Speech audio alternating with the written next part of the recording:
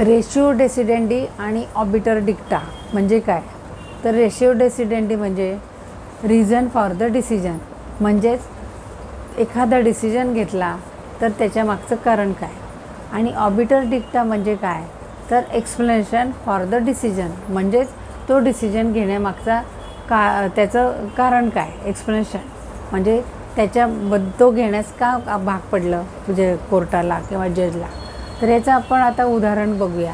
समजा ए आणि बी यांच्यात भांडण झालं, तर दोघांचं भांडण इतकं विकोपाला गेलं की दोघंही ते ऐकण्याच्या मनस्थितीत नव्हते.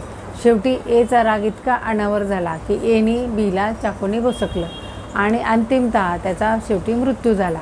आणि शेवटी कोर्टात केस गेली. आता केस कोर्टात झाली आणि एवर आरोप सिद्ध झाला, म्हणजे गुन्हा सिद्ध झाला. तर त्या जजने त्याला लाईफ इम्प्रिझनमेंट म्हणजे त्याला जन्मठेपेची शिक्षा दिली. तर आता याच्यामध्ये शिक्षा का दिली गेली? कारण एने त्या बीला भोसकणं म्हणजेच धारदार हाताराने त्याचा भोसकणं आणि त्याचा मृत्यू होणं हे भारतीय न्यायसंहितेच्या प्रमाणे खुनामध्ये येतं. आता खून केला याबद्दल त्याला शिक्षा झाली जन्मठेपेची. म्हणजेच काय?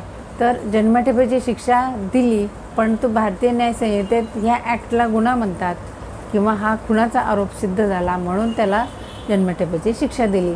हे झालं त्याचं रेशिओ डेसिडेंडी, म्हणजेच रिझन, ते शिक्षा देण्यामागचं कारण.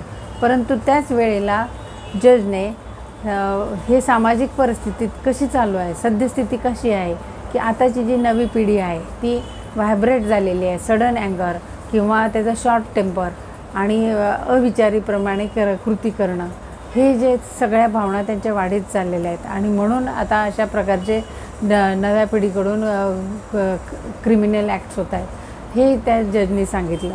आता हे जे एक्सप्लेनेशन दिलं आहे की सध्या परिस्थिती सामाजिक कशी आहे आणि त्याला अटकाव बसावा म्हणून यांना शिक्षा करणं कसं गरजेचं आहे, म्हणजेच खुनाला जन्मठेपेची शिक्षा, हे झालं रेशिओ डेसिडेंडी. आणि अदर जे सामाजिक परिस्थितीचं जे एक्सप्लेनेशन आहे हे झालं ऑबिटर डिक्टा. तर अशा प्रकारे हे आपण ऑबिटर डिक्टा समजू शकतो. आणि रेशिओ डेसिडेंडी, आता रेशिओ डेसिडेंडी जे आहे ती बाइंडिंग आहे आणि कंपल्सरी आहे आणि ते तुम्हाला फॉलोच करावे लागेल. ऑबिटर डिक्टा इट्स नॉट मॅन्डेटरी, ते कंपल्सरी नाही, फक्त ते मेन डिसिजन समजण्यासाठी दिलेला एक्सप्लेनेशन, याला म्हणायचं ऑबिटर डिक्टा. तर हा मॅन्डेटरी नसतो, फक्त तो समजण्यासाठी सपोर्टिव्ह जे एक्सप्लेनेशन असतं याला ऑबिटर डिक्टा म्हणतात. आणि मुख्य जो डिसिजन असतो याला रेशिओ डेसिडेंडी असं